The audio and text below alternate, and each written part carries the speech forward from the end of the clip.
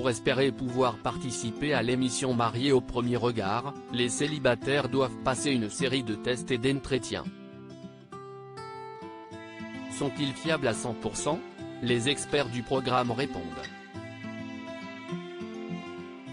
La saison 7 de Mariés au premier regard a débuté ce lundi 20 mars sur M6. Dans le premier épisode, Annabelle et Fabrice ont vécu un véritable coup de foudre. Une rencontre qui donne de l'espoir pour la suite de l'expérience. Ils font partie des 14 célibataires qui ont été choisis cette année pour se marier à l'aveugle. Ces candidats rêvent tous de s'engager, mais ils n'arrivent pas à trouver l'amour.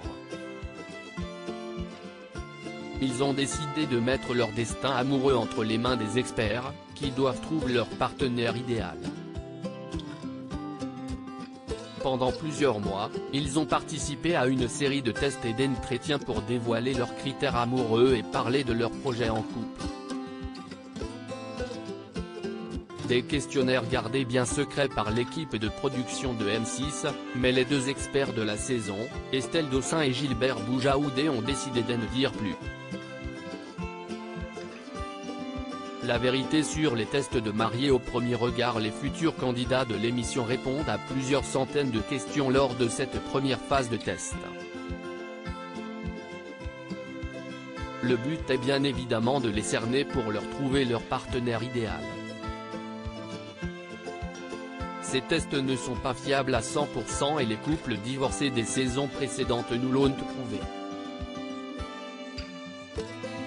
L'efficacité d'un test ne repose que sur l'authenticité des réponses qu'on y apporte, a expliqué Estelle Dossin, avant d'ajouter, si les participants, en s'inscrivant, en faisant les tests essayent de cacher les choses ou de se montrer sous leur meilleur jour, nous, on a des réponses erronées.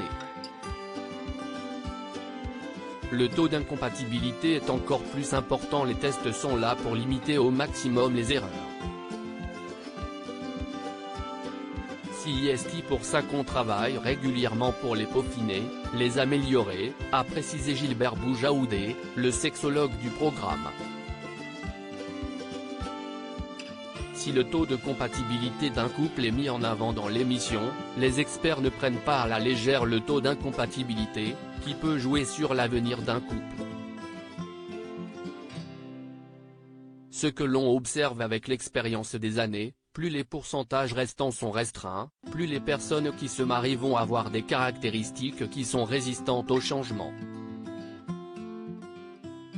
Si est là que Gilbert et moi, on intervient parce qu'il faut les faire sortir de l'ornière, pour dépasser ce qui pourrait être un problème, en finalement un obstacle, a expliqué l'experte de M6.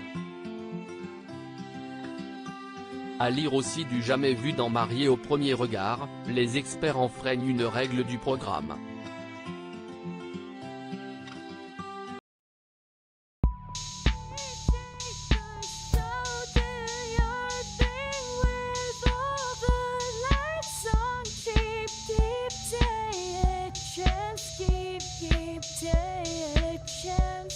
Keep